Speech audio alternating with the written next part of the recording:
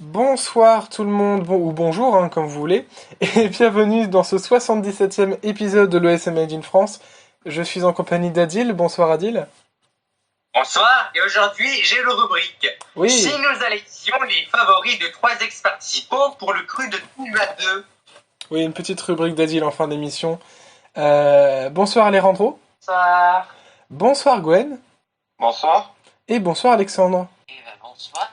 Voilà, donc l'équipe est au complet pour traiter 4 petites news et du coup, comme dit précédemment, Adil qui va nous faire une petite rubrique sur les votes d'anciens participants à l'Eurovision.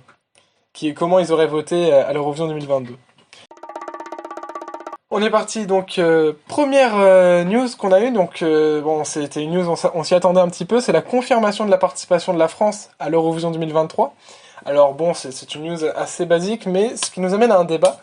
Qu'est-ce qu'on attend pour cette prochaine édition? Adil, qu'est-ce que tu attends de la part de France Télévisions? C'est que je suis quand même assez inquiet après la dernière place d'Alban et Aez. En effet, suite à Eurovision France qui est décidé, les audiences n'étaient pas au rendez-vous, comme le score cité précédemment. Et là, je me dis, est-ce qu'Alexandre et Fred Valenquin qui travaille avec Alex, vont être changés de format pour la énième fois? Parce que le cas échéant, on se souvient un peu de l'affaire Tom Leb et avec la hype trop grosse, il ne faut pas trop vendre le produit de manière trop ambitieuse. Hein. Si cela se produit, il va y avoir encore du drama. Quant à la sélection française, si celle-ci est reconduite, logiquement, on devrait avoir une promo sur France 2 dire « Vous rêvez de représenter la France à l'Eurovision ?» Eh bien, inscrivez-vous sur france2.fr, etc. Et du coup, j'avais dit sur mon blog le format parfait. Hein. Le déroulement de l'émission, c'est-à-dire pas de ralentissement de rythme, Manito présentant l'artiste, sa prestation vis-à-vis du jury, alors qu'en vrai, on aurait pu avoir la moitié qui passe, après petite pause du jury, et après la seconde moitié, et qui débriefent un peu leurs favoris. Là, comme ça, on aurait eu une émission, on va aller se peser. Voilà, c'est-à-dire les chansons non-stop, en gros. Hein. Quant au système de vote, le vote du jury et du public, il n'y a vraiment pas rien à changer, comme ça évite un peu la fanbase à la sauce Guinade. Hein. Et attention, pour les jurés, il faudrait pas qu'ils prennent en contrôle leur goût personnel. Mais en fait, tout ce que je dis, j'espère que ça va se produire, mais en fait, c'est au niveau des chansons. J'espère que Alexandra va essayer de faire le meilleur taf possible. Moi, j'attends pas un show parfait, parce que ça n'existe pas. Même le Melfest, qui est, selon beaucoup de fans, considéré comme la meilleure sélection de tout l'Eurovision, pour moi, c'est pas forcément. Le MGP qui est peut-être un petit peu plus, dans son coin, assumé et peut-être un petit peu plus discret, mais quand même avec une touche de modernité. Le Sanremo qui est carrément dans la tradition italienne. Moi, personnellement, je trouve que le MGP, d'année en année, on voit que ça dépasse le Melody Festival N. Hein. C'est vrai que de ce côté-là, franchement. Enfin, personnellement, moi, je crois les 3 dernières années, j'ai trouvé que le MGP était beaucoup plus hypé par les fans que le Melody Festival N. Hein. Si on prend par exemple les chansons qu'il y avait à l'édition 2020 du MGP, t'avais plein de diversité, t'avais plein de chansons différentes, etc. Donc forcément que ça plaisait. Après, en même temps, si la SVT décidait à un moment donné de pas faire du Melody Festival une sélection nationale de réchauffer, bah peut-être que ça changera. Quoi. Ouais. Alexandre. Après, le MGP 2020 était un peu critiqué quand même. Je crois que c'est un peu l'exception. 2021 était bien meilleur. 2019 était très bien grâce à Kaino surtout. Et 2022 était très bien. Mais 2020 était un peu bas. Mais bref, dans tout ça, en fait, j'attends pas qu'on fasse une copie du... Je l'ai déjà dit, ça, de toute façon. J'attends pas qu'on fasse une copie du Melfest ou du Sanremo ou du MGP ou de tout autre, ou même qu'on fasse un mix de tout ça. Moi, j'aimerais qu'on fasse un propre truc et qu'on l'assume et qu'on trouve une formule, qu'on continue sur une formule plutôt qui marche et qui plaît aussi. Autant aux Européens, mais aussi à nous pour qu'on puisse obtenir un engagement du public. Parce que c'est vrai que Quand on regarde les audiences de la sélection nationale, c'est vrai que ça pourrait être mieux. On va pas se le mentir. On va pas se donner la façon plus. Mais selon moi, voilà. En gros, ce qu'il faudrait faire, moi je pense, il faut trouver comment dire. Il faudrait trouver un terrain d'entente. En fait, il faudrait faire en sorte de proposer quelque chose déjà qui pourrait nous faire gagner une candidature solide pour le concours, une chanson solide qui a vraiment de la gueule, qui est bien produite et tout ça, c'est très important. Et c'est pas forcément facile dans une sélection nationale, vu qu'il y a énormément de chansons proposées et du coup pas toutes sont forcément produites de la même façon. Et dépendamment de qu'est-ce qui attire le plus les sélectionneurs qui choisissent, qui castent du coup les chansons qui participent à la finale nationale au final. Tout ça, ça dépend de beaucoup de paramètres et au final, on se retrouve avec un résultat qui est très variant en fait. C'est pour ça que Eurovision, c'est Bookie ici 2021 et 2022 sont absolument différents en termes de qualité musicale. Mais du coup, moi je pense qu'il faudrait, voilà, comme je dis, trouver quelque chose de solide, mais aussi il faudrait en même temps trouver quelque chose. Il faudrait proposer aux spectateurs ce qu'ils veulent. Je m'explique. En fait, je pense qu'aujourd'hui, les Français n'écoutent pas vraiment de la musique française. Même la musique de Barbara Ravi qui a failli nous faire gagner, ou même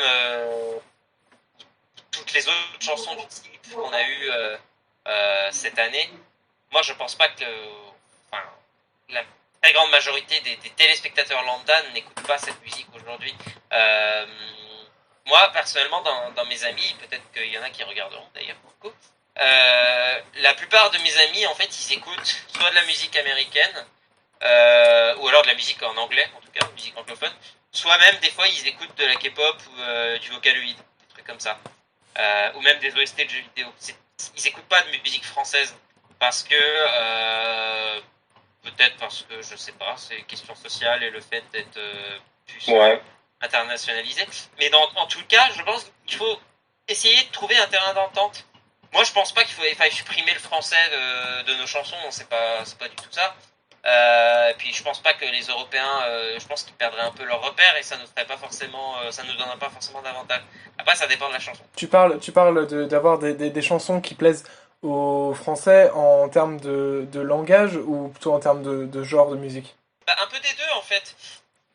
Parce qu'au final, je peux pas te donner vraiment d'exemples précis parce que j'ai pas envie que les gens y retiennent que ça. Mais regarde, demande à tes proches, à ton travail, tout ça, ce qu'ils écoutent sur Spotify ou quoi dans le bus. Demande-leur ce qu'ils écoutent et bah t'auras la réponse. Il y a une question de production aussi, comme je disais, il y a certaines chansons de la sélection cette année qui se sentaient un petit peu sous-produites. Même si on avait pire, hein, évidemment. Hein. Pour regarder les sélections roumaines et moldaves, par exemple, je pense qu'on est capable de faire mieux. Genre même, on regarde la sélection italienne, je pense quasiment toutes leurs chansons sont assez bien produites. Ils ont quasiment tous des clips. Ouais, mais parce que non, mais Sanremo c'est un peu à part parce que c'est un truc où déjà c'est des gros artistes qui viennent quand même à Sanremo.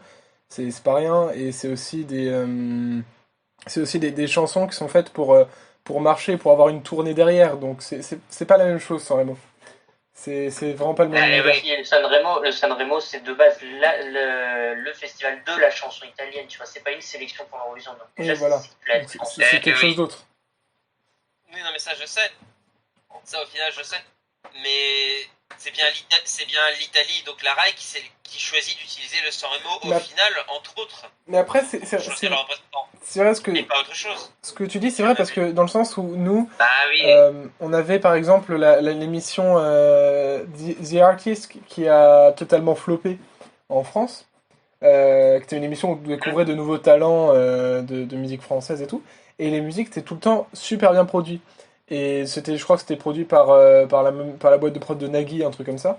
Donc je me demande pour une... R Production qui s'occupe aussi de N'oubliez pas les paroles. Là. Ouais, exactement. Et du coup, moi je me demande comment sur la même chaîne télé, on peut avoir la qualité de musique qu'on a eu à The Artist est pas la même à Eurovision France, c'est vous qui décidez, quoi. Alors que The Artist, c'est des artistes émergents, encore une fois. Donc sinon, peut-être que pour l'année prochaine, on pourrait faire appel à la boîte de prod de Dagui et à Alexandra de unir leurs forces pour la sélection 2023. Oui, Mais bon, du moment que ça va pas faire comme 2014. Oui, c'est pas une idée, Oui. c'est pas une mauvaise idée. Moi, je veux quelque chose qui plaise aux gens, nous plaise à nous, fans, et qui plaise à l'Europe, et avoir un truc solide. C'est tout. Voilà. Tu plais à tout le monde, quoi. Gwen? Bon, je vais déjà commencer par le début. Bon, déjà, je pense que ça aurait été étonnant que la France se retire de l'Eurovision, déjà. Surtout Oui. connaissant Alexandra Redamier, je pense qu'elle lâche pas le morceau justement pour faire en sorte que la France brille sur la scène européenne. Après, je sais qu'il y a beaucoup de choses qui ont été dites là précédemment par Adil et par Alexandre. J'avais entendu dire qu'il y aurait une sélection nationale. Enfin, je me semble qu'elle avait dit qu'elle le confirmait pour l'année prochaine. Personnellement, je suis tout à fait pour ce genre on va dire de sélection de choix, on va dire. Je trouve que la sélection interne, ça donne un manque un peu comment dire, un manque d'investissement déjà pour la chaîne et un manque d'investissement aussi pour les europhones. C'est un peu comme si on avait un mood. Après, je rejoins sur pas mal de choses. C'est vrai qu'à la limite, il faudrait une sélection nationale où il y a vraiment de très bonnes chansons. Parce qu'il faut quand même pas le cacher non plus que les deux précédentes sélections n'étaient pas non plus très, on va dire, très top, on va dire. Mais il faut pas oublier qu'en 2018-2019, bon, c'était peut-être un peu plus compétitif, mais c'était pas non plus exceptionnel, quoi. Même s'il y avait des chansons très très intéressantes. Si je peux rajouter quoi. Oui, voilà, donc une sélection nationale, mais après, bon, trouver des chansons compétitives, ça sort pas non plus du coin de rue. Déjà, faut trouver déjà le chanteur, faut trouver la chanson qui permet Oui, justement. Et puis on sait jamais ce qui est compétitif à l'Eurovision finalement, parce que ça change chaque année, quoi. On sait jamais ce qui Non, va mais vraiment ça peut marcher. être tout et n'importe quoi. On a bien vu des Norvégiens qui envoyaient des loups qui étaient déguisés, quoi. Enfin, Voilà. Ça. après, faut pas tomber sur le piège de Dustin the Turkey, quoi. Envoyer une marionnette qui chante et qui finalement se retrouve recalée en demi-finale, quoi. Ou voir comme Twin Justement. Twin en 2014 qui s'est planté avec leur moustache, quoi. Mais de toute façon, dans tous les cas, de toute façon, Alexandra Redamiel, de toute façon, elle doit déjà être concentrée sur les jeunes musiciens et sur le concours aux anges juniors. Je pense qu'on aura peut-être plus d'informations d'ici l'automne prochain, donc à voir ce qui va être dit. Ouais. Mais en tout cas, moi j'espère que là, au niveau de la sélection nationale, tout va être revu de A à Z, parce que sinon, au niveau audience, ça risque encore de se cracher. Quand on voit la dernière fois que ça ne fait qu'1,5 million de téléspectateurs, c'est que vraiment, il y a quelque chose qui ne va pas. Ouais. Et puis même quand on voit les audiences en ce moment, en général au niveau de la télévision, je dirais qu'il y a même une crise de la télévision. Enfin, quand on voit que vraiment les audiences sont pas très hautes, c'est vraiment qu'on se pose des questions.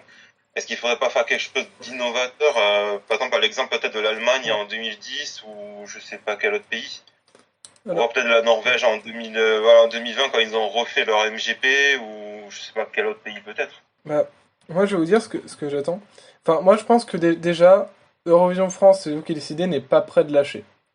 Parce que je pense que la deuxième place de Barbara Pravi a conforté Alexandra et l'équipe et la délégation française en général dans l'idée que Eurovision France, c'est vous qui décidez, c'est la solution.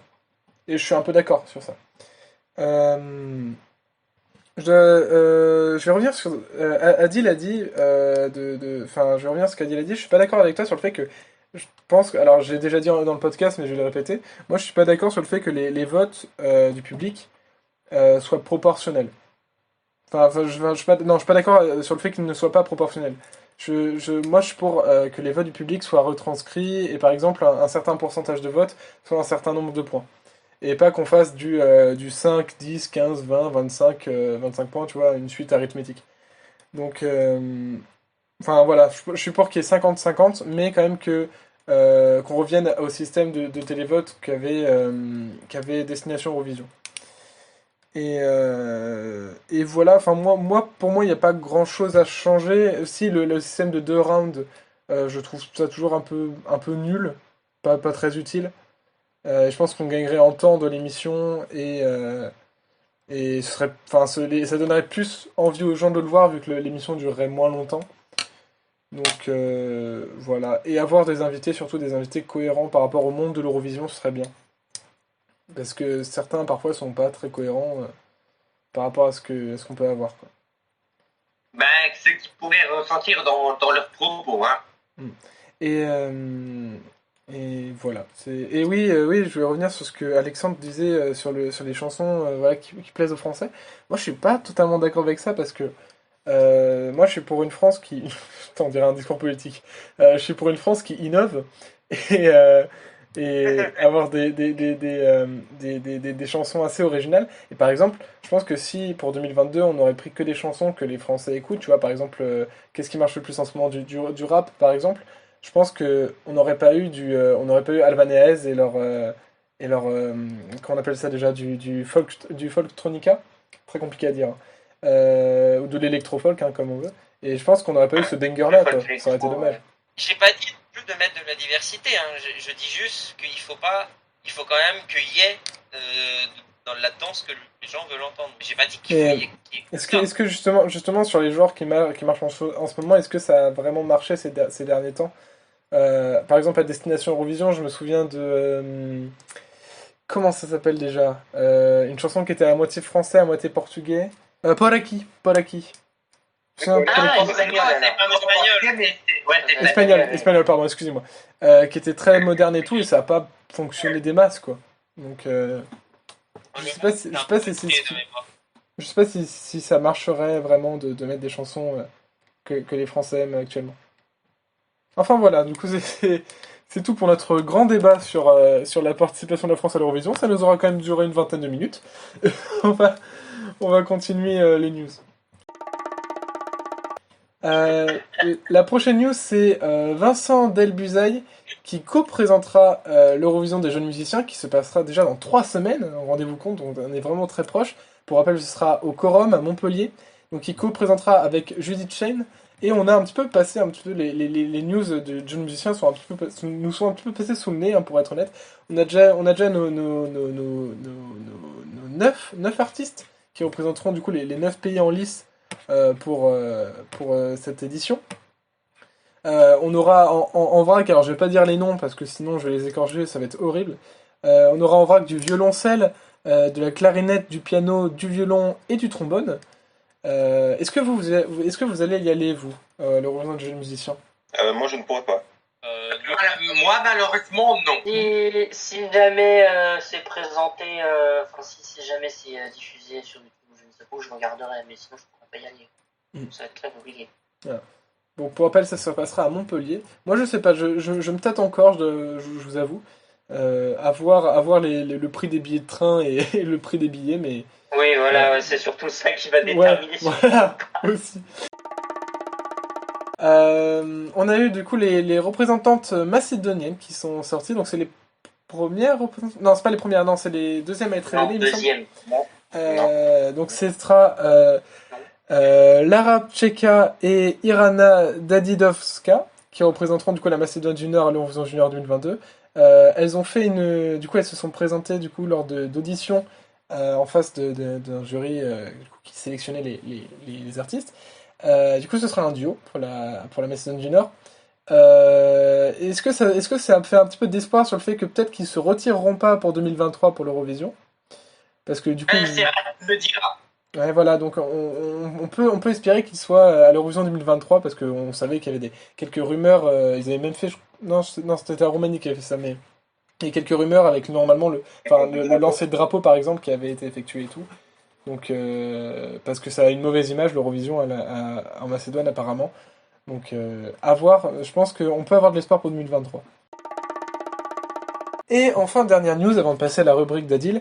C'est la Russie qui a annoncé créer son propre Eurovision Junior qui s'appellera Our Generation. Alors, Sacha, tu voulais nous en parler? Oui, en effet. Du coup, donc effectivement, alors la Russie, donc je ne saurais pas dire si c'est du coup le dictateur russe directement qui a lancé cela, mais du coup, effectivement, il y aura un nouveau concours littéralement qui s'appelle en anglais Our Generation Junior Song Contest. C'est quasiment un copier-coller. Donc ça se passera à Moscou en 2022. Et donc en russe, donc du coup ça s'appelle Nasze Pokolenie, donc notre génération également, c'est exactement la même chose.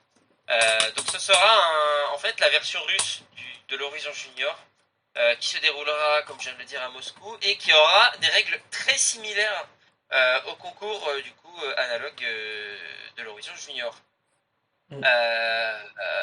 On peut déjà voir sur le site notamment les conditions de participation et notamment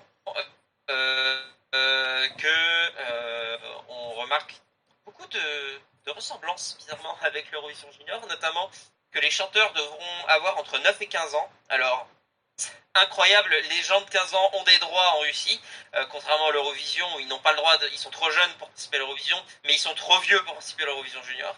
Là, ils pourront participer à l'Eurovision Junior russe. C'est magnifique.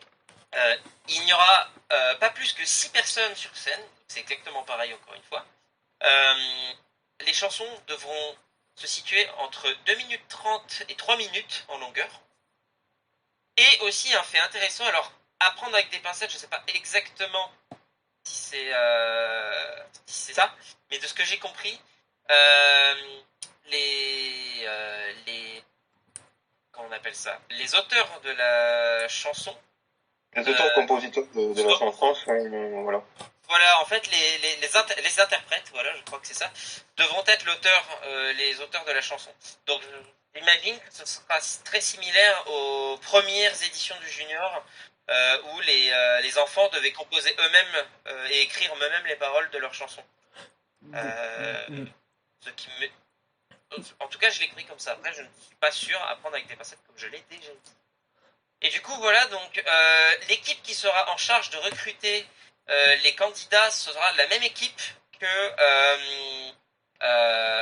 celle qui était employée pour trouver le représentant russe à l'Eurovision Junior, donc jusqu'en 2021 où ça a été organisé jusqu'à Paris.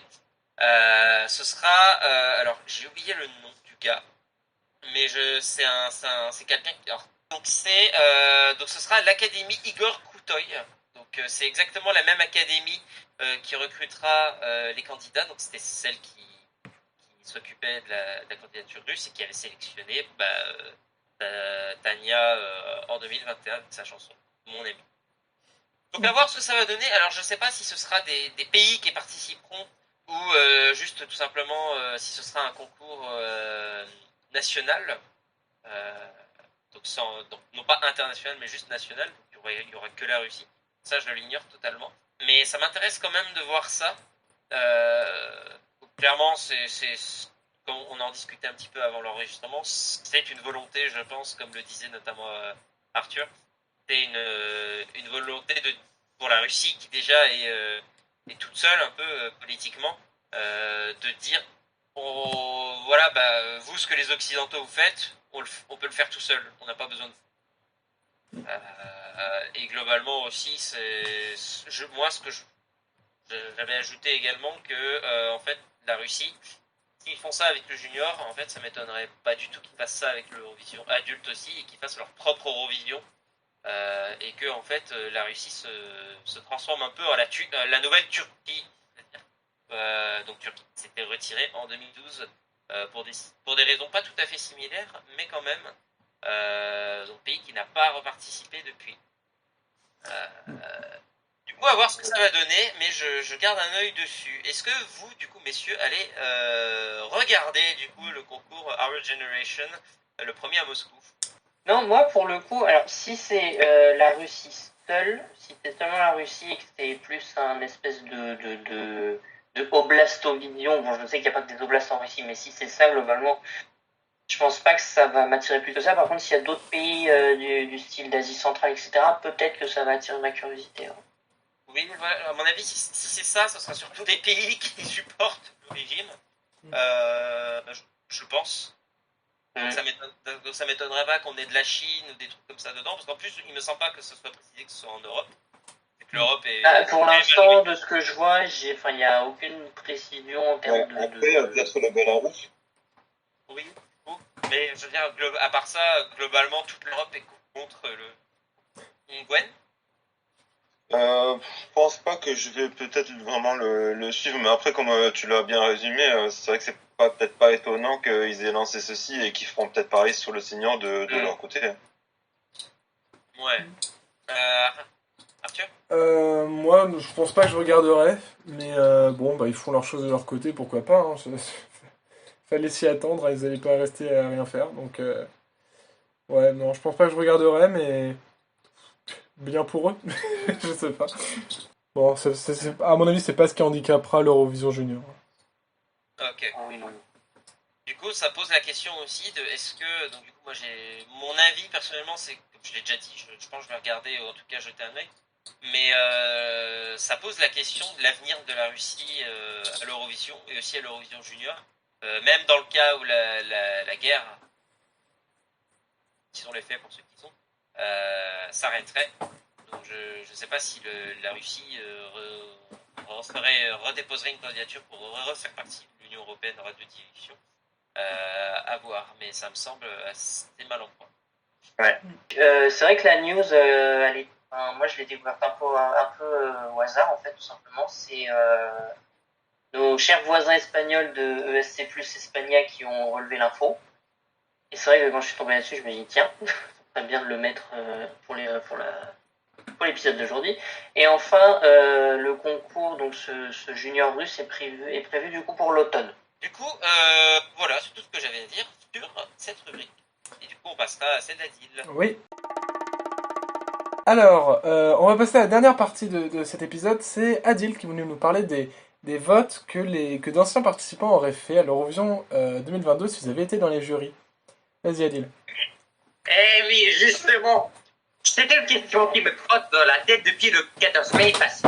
Nous avons tendance à comparer les goûts des anciens participants de l'Eurovision, aussi des sélections nationales, juniors ou autres, qui m'intéressent un peu moins personnellement, par rapport aux nôtres. Mais justement, reflètent-ils finalement notre personnalité musicale par rapport à leurs chansons qui sont présentées au concours ou à leurs univers respectifs? Un peu des deux, avec aussi leur humeur du jour. Vous l'avez compris, je vais analyser les favoris de 3 personnes qui ont fait le plus parler. Jendrik Sigwart, Francesca Vekilin et Vasil Garandiev. 2 d'entre eux, Vasil et Jendrik, ont fait le top complet pour l'Eurojury, mais on n'a eu que le top 10. Et la chanteuse avait battu les 2 d'une finale et la finale. D'ailleurs, rideau de triple A, Amaury qui était occupé, Angot qui m'énerve et Amandine qui me faillit Barbara l'an dernier, parce que vos 3, c'était sourd et muet. Mais bon, c'est pas sujet. On va commencer avec Jendrik Sigwart. À la demande de l'Eurojury, il a dû écouter les temps de musique, mais ne peut voter pour son propre pays, à savoir l'Allemagne, comme le veut la tradition. Voici les points. 1 point à la Slovénie. 2 points au Royaume-Uni. 3 points à la Finlande. 4 points à l'Italie. 5 points à l'Ukraine. 6 points à la République tchèque. 7 points à la Lettonie, 8 points aux Pays-Bas, 10 points à la Norvège et 12 points à la Moldavie. Globalement, il défend les titres sans prise de tête comme son tome 2 et les chansons lentes de Marmoul et Blanco et Steen qui tirent leur épingle du jeu en langue natale, s'il vous plaît. Autour de Vasil Garandiev, premier artiste à avoir déclaré son envie de partager son copain qui était slow-mo de Chanel, spoil. L'Eurojury, comme d'hab, lui a demandé de faire partie de cette aventure. Et voici son top 10. 1 point à l'Albanie. 2 points à l'Autriche. 3 points à l'Australie. 4 points à la Suède. 5 points à la Norvège. 6 points à l'Italie. 7 points à la Serbie. 8 points à la France, Cocorico. 10 points au Royaume-Uni. Et évidemment 12 points pour l'Espagne. Dans l'ensemble, c'est un peu un top d'Eurofan assez basique, puisque l'Espagne, le Royaume-Uni, l'Albanie, la Suède et l'Autriche sont assez appréciés de la communauté. Par contre, Instagram, RIP Advaniae de Georgie, parce qu'il avait dit son top 3, c'était Serbie, Espagne et Royaume-Uni, mais il n'y avait pas la France. Apparemment, il a été déçu de la prestation. Et la chanteuse Francesca Vekilin, c'est votre tour. Donc, comme vous le savez, c'est une grande Eurofan qui avait dit dans plusieurs interviews l'année de sa participation. Et il a suivi les 2 demi-finales et la finale. Bon, un peu moins la DF2 parce qu'il y avait un de ses chansons qui avait buzzé sur TikTok et faisait de la peinture. Mais ça, c'est pas le sujet. Car si elle a bien profité des 3 soirées et elle avait tweeté les 3 shows sur Twitter, une personne a demandé ses chansons préférées de ce crew italien, et les voici. D'Égypte pour les Pays-Bas par Sting. Saudade, Saudade par Maro pour le Portugal. Hold Me Closer de Cornelia Jacobs pour la Suède. Stefania de Kalush Orchestra pour l'Ukraine. Et Die Together d'Amanda Tenfjord pour la Grèce. L'artiste qui renaît pour Overphonic en 2020 et Manu Lisa en 2021 se démarque des deux, vu qu'à part la chanson gagnante Stefania, tous sont des chansons prises dans l'univers dégagé et avoué qu'elle a chialé sa race sur d'Égypte. Je n'imaginais pas ultra émotive. Se pourrait-elle qu'elle préfère plus les chansons qui ont un vrai message dedans et qui la touchent? Bref, ses favoris sont tous dans le top 20 de MyOvision Scoreboard et c'est pas étonnant que la communauté orphan approuve ses choix. Je peux partager ses favoris dans divers serveurs Discord et ils ont bien validé les choix de la chanteuse que les autres. Bref, lequel des 3 vous plaît le plus? Évidemment, vous connaissez Yendrik Seguard, c'est bon, on le sent, et j'ai fini ma rubrique. Merci Adil, merci beaucoup. Peut-être Alejandro, quelques petits retours du coup, justement, quel top te surprend, te va le plus? Honnêtement, je suis pas tant surpris que ça. Quand on connaît l'univers et quand on connaît un peu les personnes des 3 artistes en question, c'est pas si choquant que ça, je trouve. Perso, je trouve que je suis surpris par aucun. Même Vasile qui a proposé une chanson une balade plutôt pour 2021. C'est vrai qu'il avait proposé plutôt une chanson de pop pour 2020, mais je suis pas surpris de ce choix parce que il a des goûts très europhones, Vasile, et ça se connaît ça. En tout cas, merci à toi Adil de nous avoir fait cette rubrique. Et du coup, merci à vous d'avoir été là pour ce 77e épisode. Merci Adil du coup d'avoir été là. Merci beaucoup. Merci Alejandro. Merci à vous. Au revoir Alexandre. Salut. Parfait. Oh. Et merci Gwen. Merci à vous. Je précise que du coup maintenant le podcast est disponible sur Deezer. Donc vous pouvez l'écouter si vous avez un abonnement Deezer ou même gratuitement.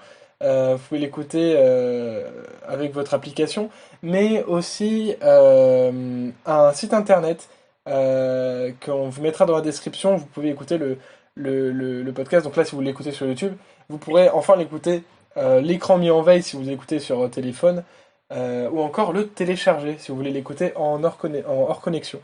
À la semaine prochaine, bye bye. Allez, à ciao, bonsoir. Salut. Bye bye.